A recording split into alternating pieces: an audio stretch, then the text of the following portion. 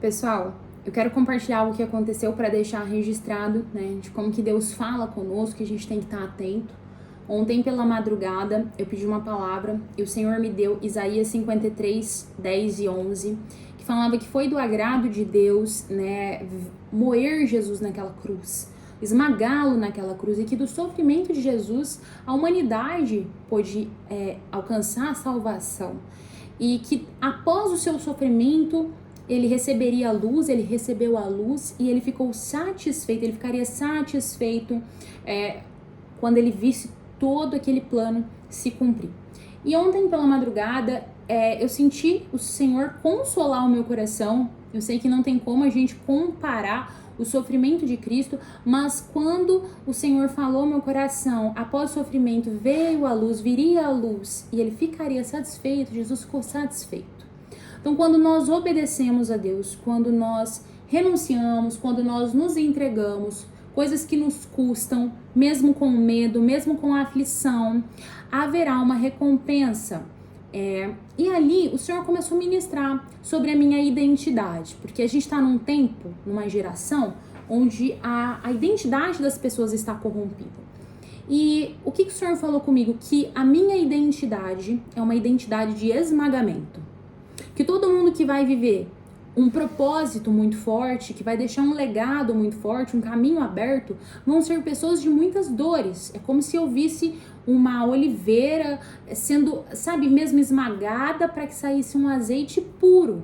Então é como se eu entendesse que para da minha vida fluir um óleo de cura, eu realmente teria que ser muito esmagada. Gerar um testemunho dói, como diz uma amiga minha. E naquele momento eu falei, uau, estou no caminho certo, estou obedecendo. E às vezes o que Deus nos pede nos custa muito. E gente, como Deus ele é um Deus pontual que confirma as suas palavras, né? Ele não deixa as pontas soltas. Fui hoje eu no sábado de culto de jovens, hoje é dia 30 de novembro de 2024.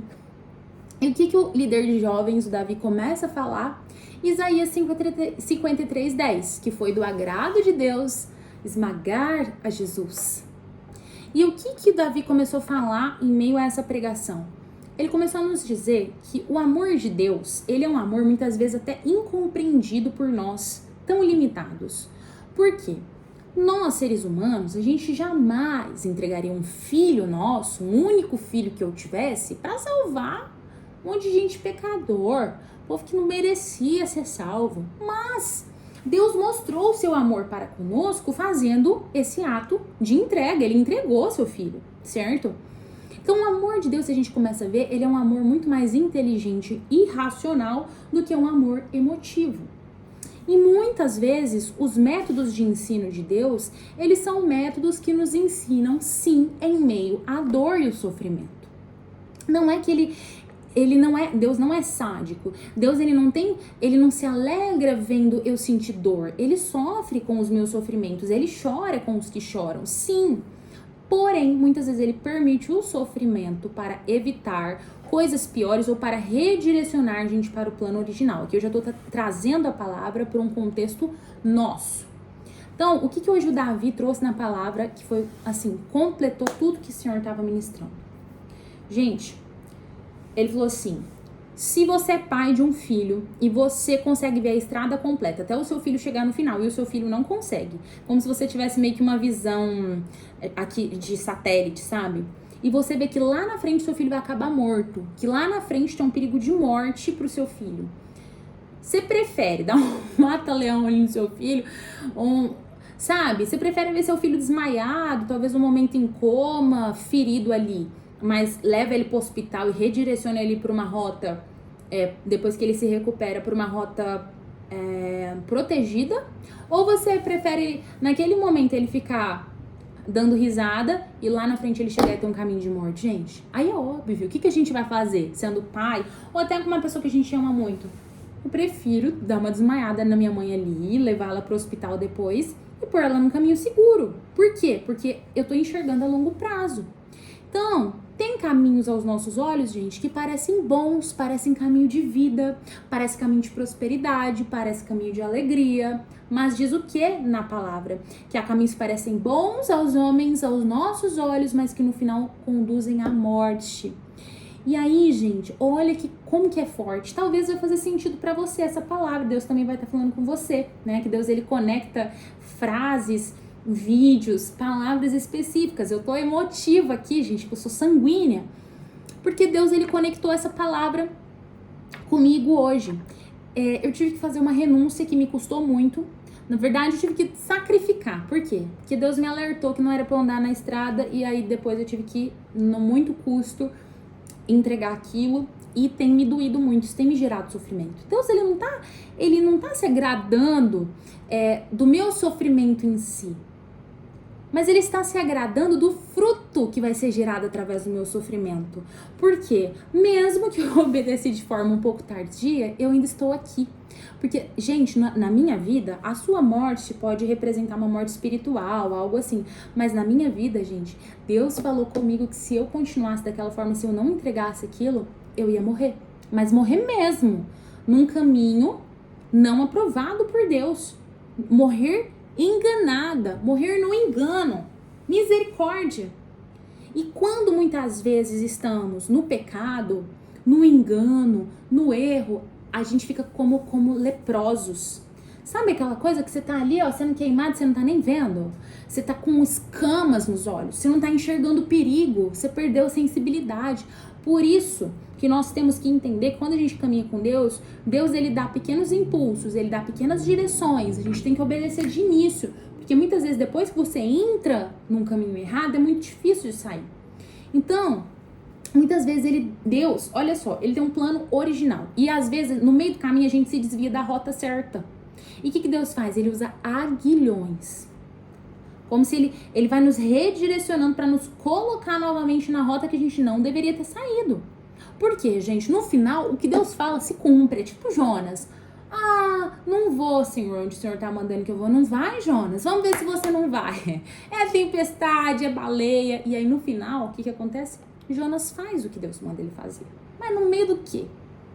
Teimosia, desobediência, sofrimento. Mas o sofrimento gerou o quê? Impulsionou ele para cair no lugar certo.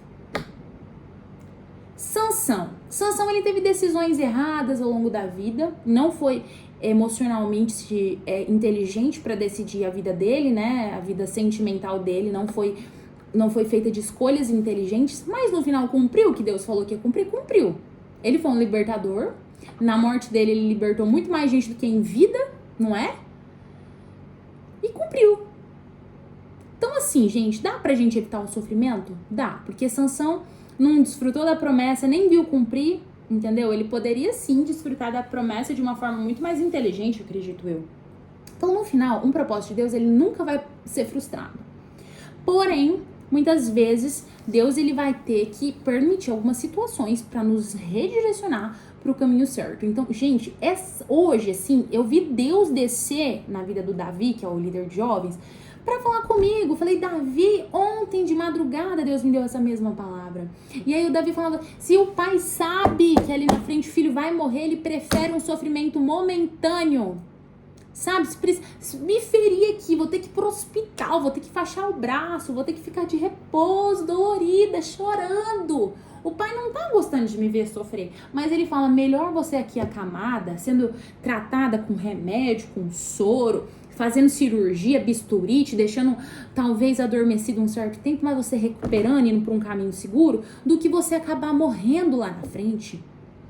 Então, gente, esses dias eu chorava choros amargos. Deus! Sabe quando você tem que quebrar aquele perfume caro? Porque, gente, olha só, me lembrei da mulher que ela era uma prostituta, né? Eu acredito que ela é da Bíblia, que derrama um perfume caro, que ele era proveniente, né? Um fruto de um trabalho que não era um trabalho de uma moral muito boa, né? Eu acredito que foi um trabalho fruto de uma prostituição. Ela derrama um perfume caro nos pés de Jesus. E muitas vezes nós temos bezerros de ouro coisas que são valiosas para nós, que são frutos de trabalho que Deus não concordava, mas que para nós é precioso, porque se tornaram ídolos no nosso coração, fruto de escolhas erradas, mas que nós não queríamos abrir mão, que às vezes a gente vai ter que derramar os pés de Jesus e aquilo vai custar. E aí você vai ter que ouvir as pessoas ao seu redor e falar, sabe o que? Essa menina é doida, tá derramando perfume caro desse? Que decisão maluca é essa, cara? Você tá doida? Gente, eu renunciei.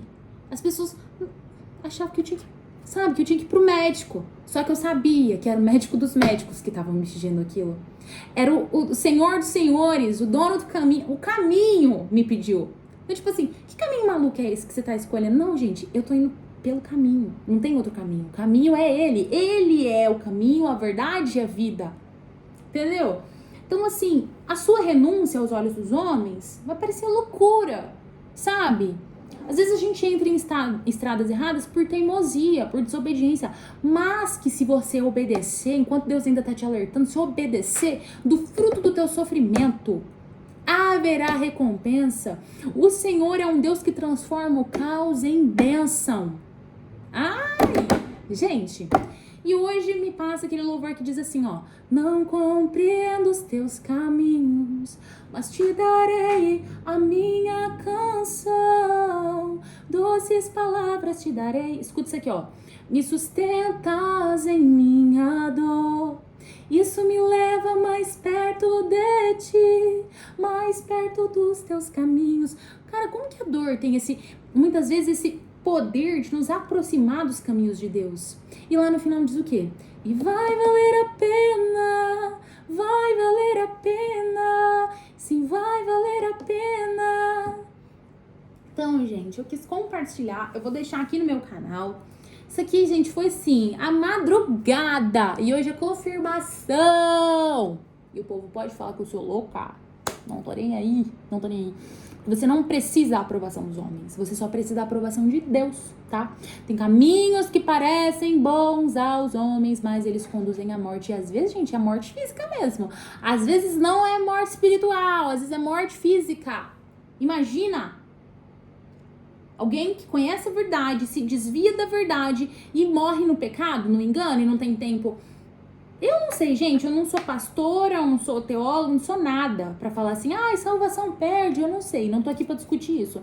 Mas você já pensou se por um deslize você morre no engano? Ou você deixa de viver coisas que você poderia viver por desobediência, por querer o prazer momentâneo, por não querer largar o teu perfume caro? Derruba logo esse perfume caro. Entrega logo o seu bezerro de ouro. Obedece enquanto é tempo. E isso é pra mim também, gente. Eu tô muito feliz porque Deus, ele confirma, ele é muito específico. E eu peço ao Senhor que esse vídeo chegue nas pessoas específicas que precisam ouvir essa mensagem. Então o título dessa mensagem vai ser... Deixa eu pensar. Há caminhos que parecem bons. Gente, eu não sei que título vai ser essa mensagem, mas vai ser um título assim, tá? Eu espero que Deus fale com você. Beijos, fui!